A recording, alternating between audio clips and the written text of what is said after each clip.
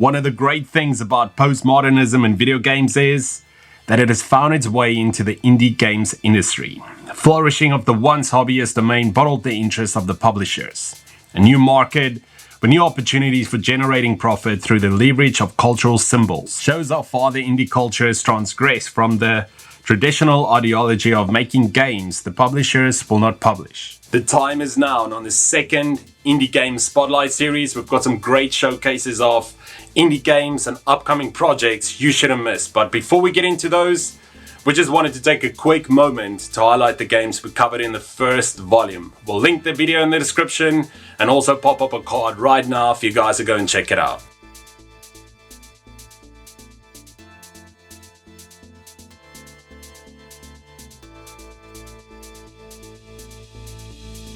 We've got a great showcase planned for you on this edition, and we'll cover 2 ready-to-play indie games and 2 upcoming projects you can look forward to. The series is dedicated to all indie game developers, big or small, those that are burning through the midnight oil looking to deliver unique, creative and fun gaming experiences. That passion driving these developers through difficult and trialing times. We at CyberCom have your back. Now, let's get to it.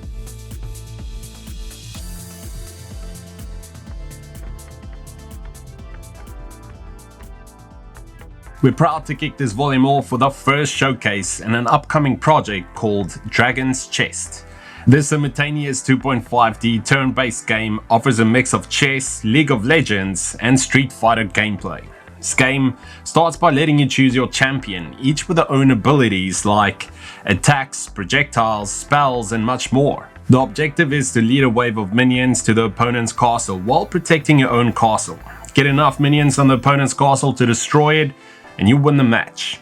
Now, to spice some things up, you've got very limited time to make decisions. In this time, you can move or use abilities for as many of your characters as you can in the time frame. When the timer ends, the turn begins and the actions play out on the screen. It aligns to fighting games because you have to choose the actions of your opponent simultaneously and have to read or guess what your opponent is thinking of doing. Also predicting instead of reacting like that of chess.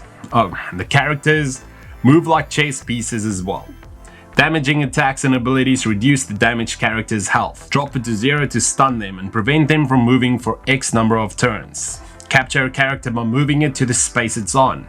Now that removes the character from the game. This is an interesting and creative concept and a project you can help support on Patreon. We'll link the details below. Also, if you're keen to follow and catch a glimpse of all the latest developments regarding this and future projects, consider checking out Simply Great Games on Twitter for more information.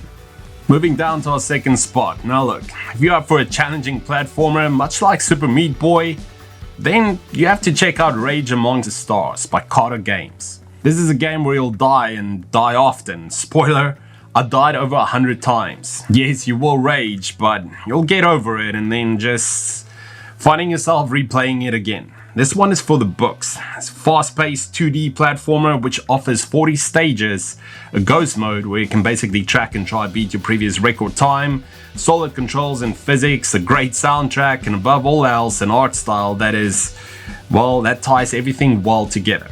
This is a fun game, and Matt and the team at Carter Games did a great job delivering an experience where you can expect to be challenged, much like that of the NES era. But fear not, there is an easy mode which tones down the difficulty quite a bit, changing some things up and popping a lovely flower on your head as a reminder. So consider supporting the game over at Steam, which comes at a very modest price, and follow the team over on their Twitter page, Carter Games, for all the latest news, updates and projects. Check out some more information on the game's website, and be sure to know that we'll link all the available details below. And the third slot is dedicated towards a futuristic sci-fi third-person shooter called Fusion, developed by Red Mountain Games on the Unreal Engine 4. An atmospheric survival horror game filled with great graphics, unpredictable enemies which hides in the dark, with some, well, running towards you. Yep, that really happens. Free to download demo provides a well-rounded experience as to what you can potentially expect from the full game. You also get to play as a cool robot protagonist, and together with Natasha Melnick, who is an engineering director, must find your way through an underground science station. The ticket for survival is resource management and the strategic use of items and the environment. This will provide you with a range of mechanics you can use to lure and destroy your enemies. The story centers around Black Mountain Station, a modern military research facility created by powerful corporations where strange electromagnetic properties was found in the beginning of 2064. These researchers are at the brink of creating a next-gen virus based on sound waves and human brain activity. But things don't quite work out as planned.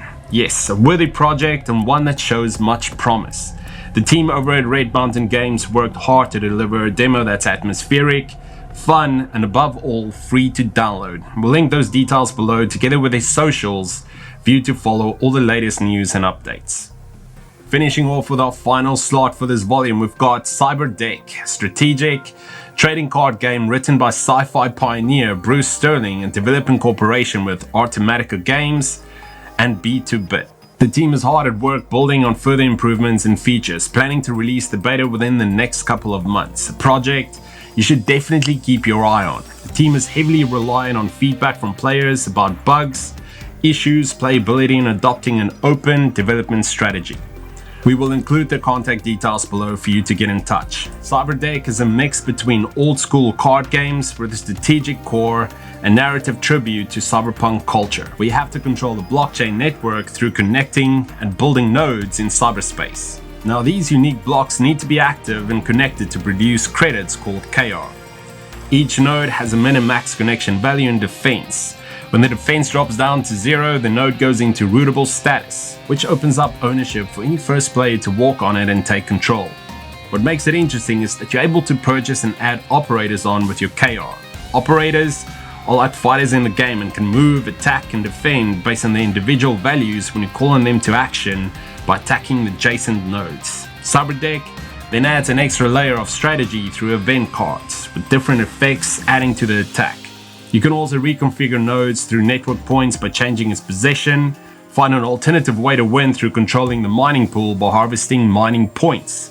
The game also has a step-by-step tutorial which explains every aspect. A fun and worthy project with exciting future planned features. Can't wait for the finished project. Cyberdeck looks to be pulling a new direction for card games, and we'll link all the team's social details below.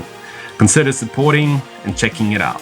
And that's it for the second edition. Thank you so much for watching. We'll continue to show support and shed some light on the indie game community. And if you're an independent developer wanting to get your work featured in one of our upcoming videos, feel free to contact us directly. All our details will be noted below. We'd love to hear from you. Please remember to like, subscribe, and share this video, and hit that notification button for all future uploads. Thanks again for all the support. Till next time, see ya.